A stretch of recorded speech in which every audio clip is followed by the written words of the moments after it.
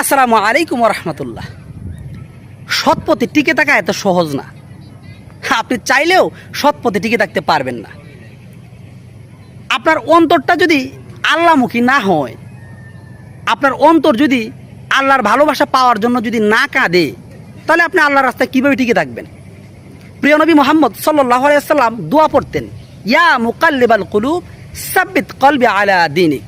অর্থাৎ ইয়া মুকাল্লিবাল কুলুব, হে অন্তরের পরিবর্তনকারী, সাব্বিত কলবিকা আলা দীনিক, আপনি আমার অন্তরকে আপনার দিকে পরিবর্তন করে দিন। যে নবী কখনো কোনোদিন পাপ কাজ করেন নাই, যার জীবনে কখনো কোনোদিন মিথ্যা কথা বলেন নাই, সেই নবী হয়ে যদি তিনি সর্বসময় আল্লাহর কাছে এরকম দোয়া করতো যে আল্লাহ আপনি অন্তরের পরিবর্তনকারী, আমার অন্তরটারে আপনার দিকে পরিবর্তন করে দিন, তাহলে আপনি সারাদিনে কয়বার দোয়া করেন আল্লাহর কাছে? তাহলে আপনার অন্তর আল্লাহর দিকে কিভাবে ফিরবে? আপনি তো পড়েই থাকেন বিভিন্ন অশ্লীল জিনিস নিয়ে।